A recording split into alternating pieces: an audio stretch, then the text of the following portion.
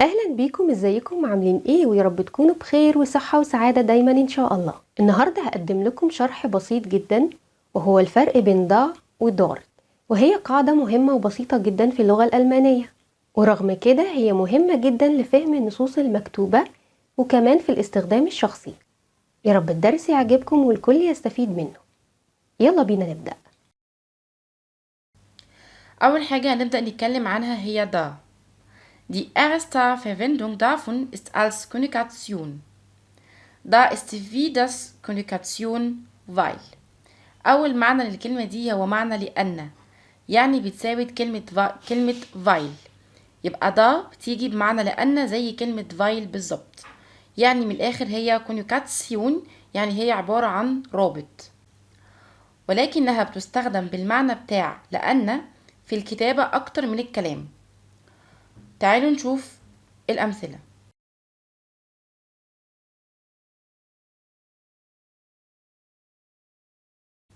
Nummer 1 أول مثال: Ich gehe nicht in die Schule, weil ich meine Hausaufgabe nicht gemacht habe.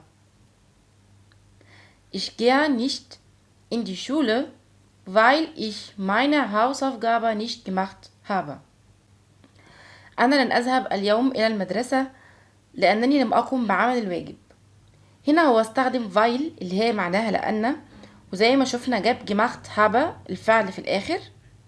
طيب لو احنا عايزين نستبدلها بضا هتكون عاملة ازاي؟ نفس المثال: Ich gehe nicht in die heute, da ich meine Hausaufgabe nicht gemacht habe. Ich gehe nicht in die Schule, da ich meine Hausaufgabe nicht gemacht habe.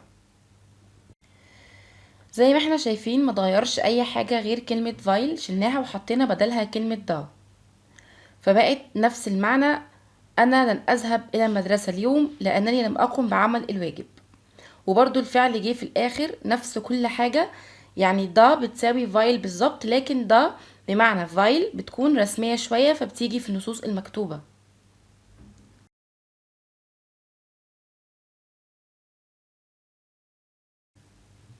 طيب تعالوا نشوف كمان مثال تم استخدام فيه كلمة دا. Ich will keine Freunde, da ich schon genügend Freunde habe. Ich will keine Freunde, da ich schon genug Freunde habe. لا أريد أصدقاء لأنني بالفعل لدي الكثير من الأصدقاء أو أصدقاء كافيين لي. هنا حط دا بدل برضو فايل بمعنى لأنني بالفعل لدي أصدقاء كافيين، وجاي في الآخر الفعل بتاع الجملة بتاعت إن هو عنده أصدقاء كفاية اللي هو هابا يمتلك، جاي في آخر الجملة متصرف. وده كان أول استخدام لدا، إن هو يكون كونيكاتسيون يعني يكون رابط بمعنى لأن.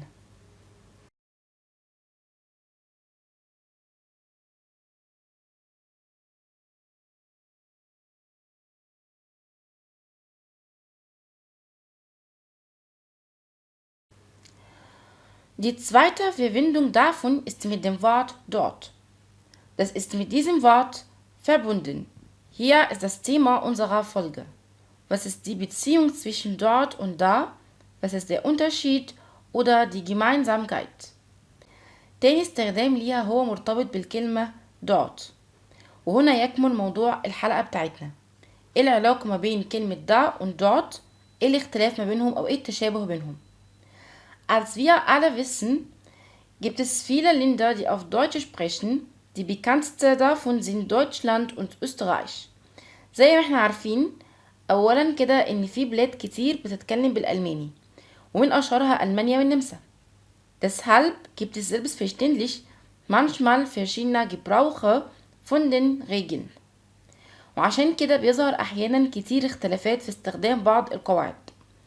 Also gibt es mit der Regel von dort und da zwei Theorien. وعشان كده القاعدة بتاعت dort und da فيها نظريتين. Zuerst أول نظرية in Österreich وهي في النمسا. Da ist unbedingt der Gegenteil von dort und hat die gleiche Bedeutung von hier. في النمسا الكلمتين عكس بعض. da دي بمعنى here يعني هنا. dort دي بمعنى هناك. يبقى da und dort عكس بعض تماما. da يعني هنا ودورت يعني هناك.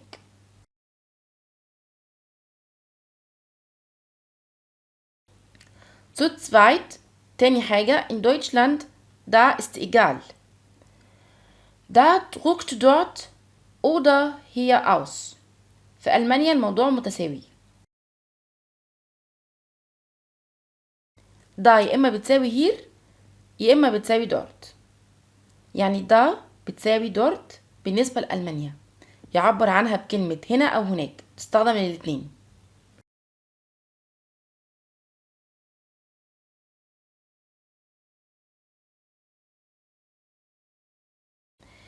Also, wie können wir unterscheiden?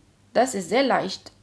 In den geschriebenen Texten werden fast immer da und dort benutzt. Oder können wir immer es verstehen aus dem Kontext, also Sprachgefühl. دلوقتي في سؤال مهم، ازاي اقدر افرق ما بينهم؟ امتى يدوني معنى هنا وامتى يدوني معنى هناك؟ لان ده طبعا قلنا ان هي بالنسبة لألمانيا بتبقى معناها هنا او هناك. طب امتى اعرف ده مكتوب او بيتكلم حسب انهي بلد او انهي نظرية؟ ده شيء سهل جدا، لان اغلب النصوص المكتوبة بتستخدم بس هير ودورت. هير عشان تعبر عن كلمة هنا، ودورت عشان تعبر عن كلمة هناك. ده بالنسبة للنصوص المكتوبة او الرسمية.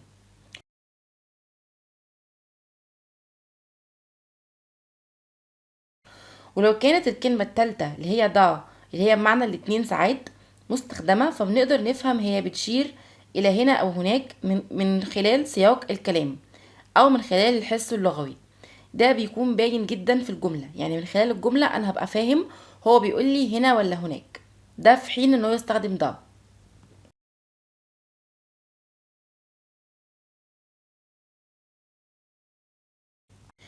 يبقى دلوقتي قبل ما نشوف الأمثلة في zusammenfassung بسيط قوي. قلنا ان دورت معناها دايما هناك، ده معنى دورت. وقلنا ان ده ساعات بتيجي معنى دورت انها معنى هناك، وساعات بتيجي بمعنى هير اللي هي معنى هنا. وده في ألمانيا فقط، في ألمانيا فقط بيكون ده معناها هنا أو هناك. وعشان نفرق ما بينهم هيكون من خلال السياق بتاع الكلام، وده هنشوفه دلوقتي في الأمثلة. Nummer 1. Das Heft ist da. Das ist neben mir auf diesem Tisch. Das Heft ist da. Das ist neben mir auf diesem Tisch. الكتيب هنا بجانبي على هذه الطاولة. طب أنا عرفت منين إن هو هنا قصده بضا هنا؟ لأن هو بيقول هو جنبي على الترابيزة، فأكيد هو بيقول ده هنا جنبي على الترابيزة. فمن خلال السياق أنا فهمت هو قصده بيها هنا ولا هناك.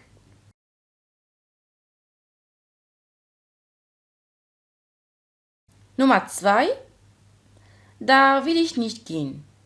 Da will ich nicht gehen. يعني لا أريد الذهاب إلى هناك. وعرفنا برضو إن هنا دا معناها هناك منين؟ من خلال الفعل جين. فعل جين يعني يذهب إلى حتة لسه هروحها، يبقى هي بعيدة عني. لا أريد الذهاب إلى هناك. محدش أبدا بيذهب إلى هنا، نقول يذهب إلى هناك.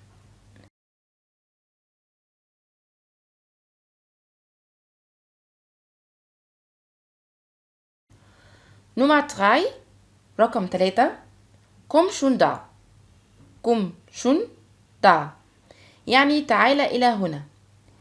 komm دايما بيعبر عن حاجة في اتجاهي أنا، فعل يأتي، يأتي إلى هنا، يذهب إلى هناك. فلما يكون في جين في الجملة فهي بتبقى معناها هناك، لما يكون في komm في الجملة فهي معناها هنا.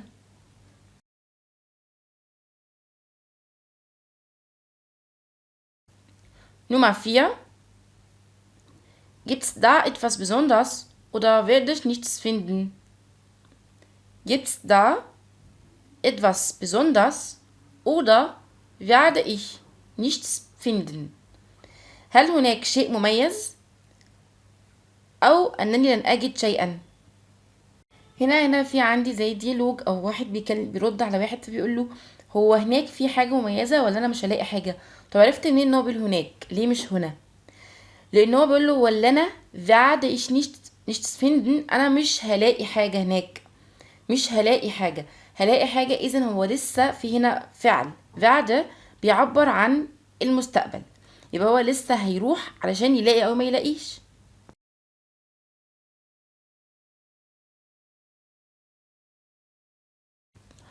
Nummer 5. Ja, ja, er ist da. Ich sage ihm jetzt, dass du mit ihm sprechen willst.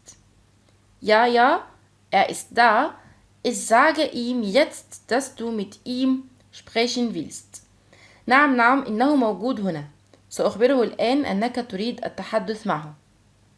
عرفت إن هو هنا لأن هو دلوقتي هيروح يقول له تعالى أكلم حد على التليفون، فهو ده هو موجود هنا، أنا هندهولك، هو بيقول له كده، فأكيد طالما هو هيندهوله فهو جنبه فهو هنا.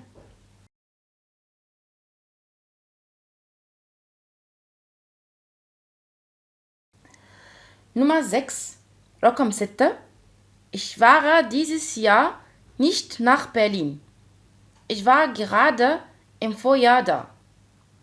Ich fahre dieses Jahr nicht nach Berlin. Ich war gerade im Vorjahr da. لن أذهب إلى برلين هذا العام، لقد كنت هناك العام الماضي.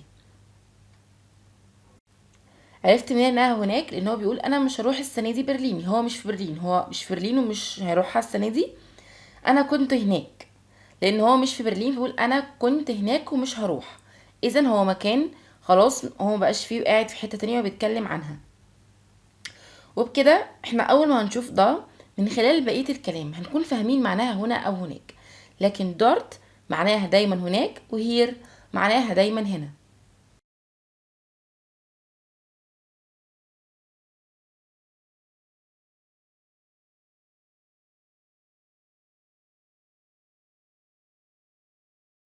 في كمان كام مثال نشوف بس فيهم دارت وهير شكلهم ازاي في الجملة كده.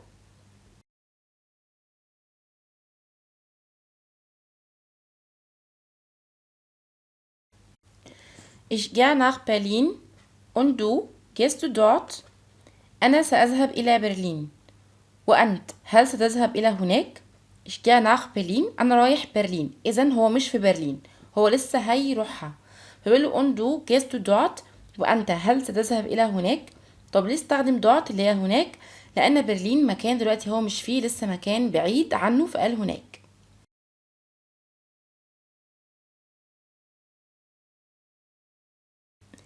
Nummer 2. رقم 2. Meine Taschen sind hier mit mir zu Hause. Meine Taschen sind hier mit mir zu Hause. حقائبي هنا معي في المنزل. وقال here استخدم here اللي هي هنا علشان هو mit mir هي معاه، zu Hause في البيت، فهي حاجة معاه وجنبه، يعني هي هنا مكان قريب.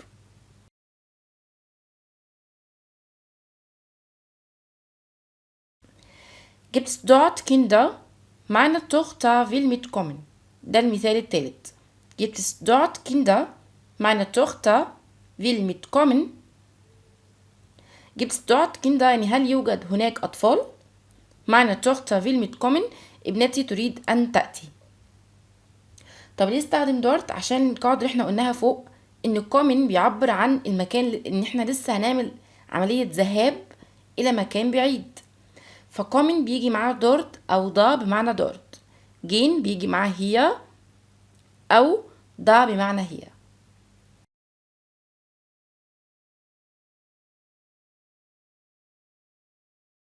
وبكده يكون درسنا انتهى. ما تنساش لو عجبك الفيديو تعمل لايك عشان يوصل لأكبر عدد ممكن. وإلى اللقاء في درس جديد إن شاء الله. تشوس.